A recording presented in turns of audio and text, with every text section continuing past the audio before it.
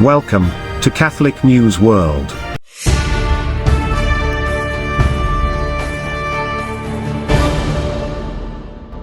Welcome to Catholic News World.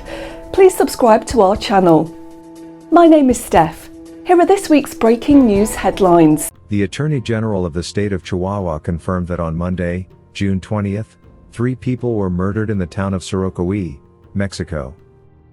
The events occurred when a man pursued by an armed individual took refuge in a church to protect himself from an attack. However, the perpetrator attacked him inside, as well as the Jesuit priests Father Javier Campos and Father Joaquin Mora, who were in the church. There is talk of a third victim, but his identity has not yet been released. Pope Francis, who is also a Jesuit, said, "I also express my sorrow and dismay at the killing, in Mexico the day before yesterday, of 2 Jesuit religious, my confreres, and a layman. How many killings there are in Mexico. With affection and prayer, I am close to the Catholic community affected by this tragedy. Once again, I repeat that violence does not solve problems, but increases unnecessary suffering." The Provincial of the Jesuits, the order in which the priests belonged, in Mexico condemned the events through a message.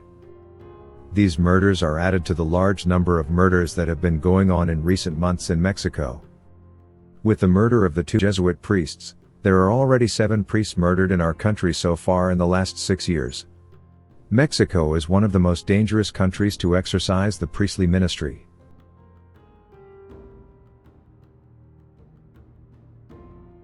Police fired shots during Pope Francis' Angelus as a car drove through the barricades at the Vatican. On Sunday, June 19, 2022, a man in a car drove through the barricades at the Vatican.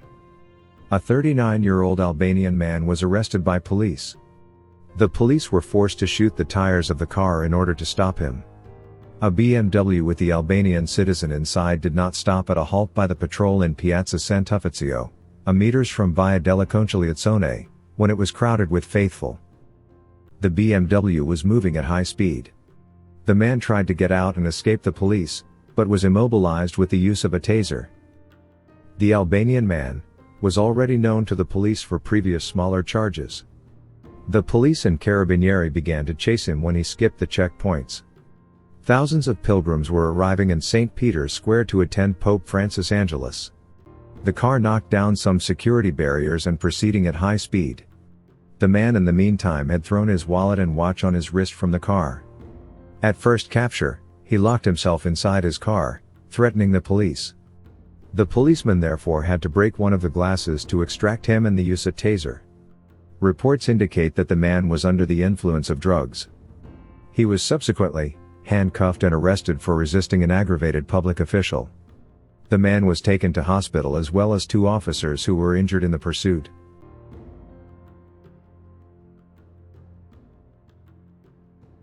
At least 1,100 people died in a powerful earthquake, of 6.1 magnitude, that struck the Afghan province of Paktika.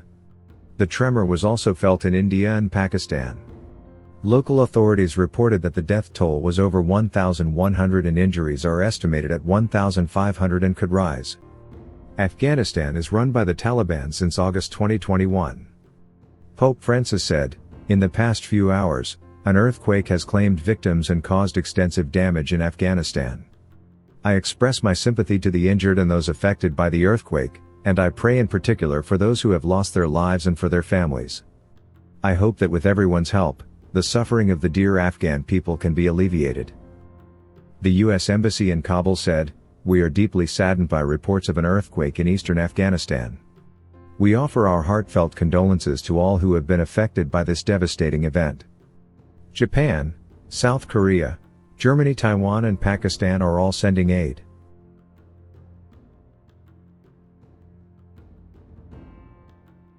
Two more attacks on June 19, 2022, at churches in Nigeria with 3 Catholic faithful killed and many kidnapped.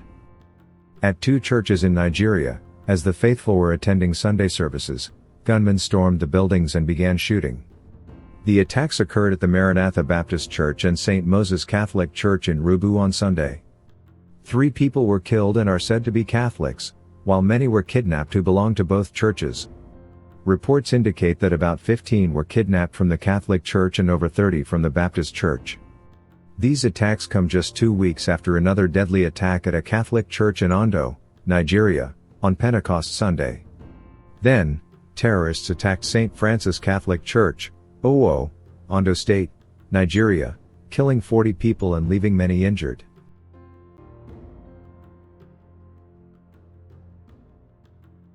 The U.S. Supreme Court has officially overturned Roe v. Wade on June 24, 2022. There was a 6-3 majority ruling in the Dobbs case stating that the Constitution does not confer a right to abortion. We hold that Roe and Casey must be overruled. The Constitution does not prohibit the citizens of each state from regulating or prohibiting abortion. Roe and Casey arrogated that authority. We now overrule those decisions and return that authority to the people and their elected representatives, Justice Samuel Alito wrote for the majority.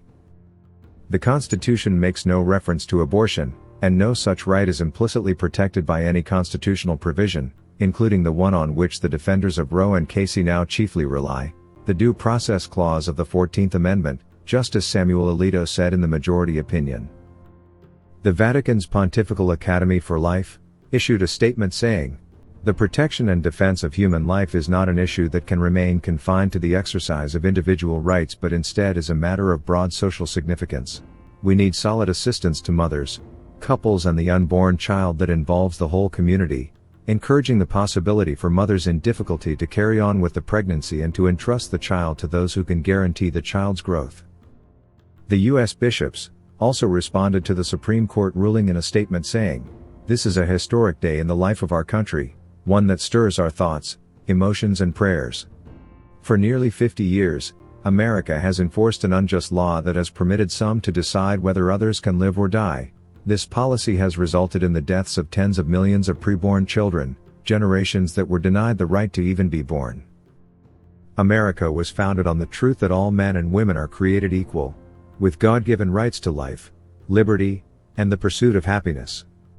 This truth was grievously denied by the U.S. Supreme Court's Roe v. Wade ruling, which legalized and normalized the taking of innocent human life. We thank God today that the court has now overturned this decision. We pray that our elected officials will now enact laws and policies that promote and protect the most vulnerable among us. Our first thoughts are with the little ones whose lives have been taken since 1973. We mourn their loss, and we entrust their souls to God, who loved them from before all ages and who will love them for all eternity. Our hearts are also with every woman and man who has suffered grievously from abortion. We pray for their healing, and we pledge our continued compassion and support. As a church, we need to serve those who face difficult pregnancies and surround them with love.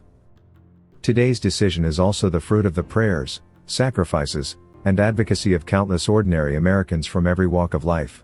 Over these long years, millions of our fellow citizens have worked together peacefully to educate and persuade their neighbors about the injustice of abortion, to offer care and counseling to women, and to work for alternatives to abortion, including adoption, foster care, and public policies that truly support families.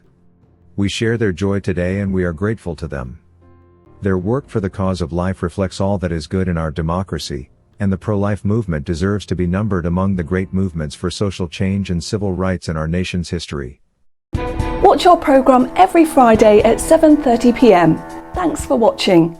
Please subscribe to Catholic News World channel. God bless.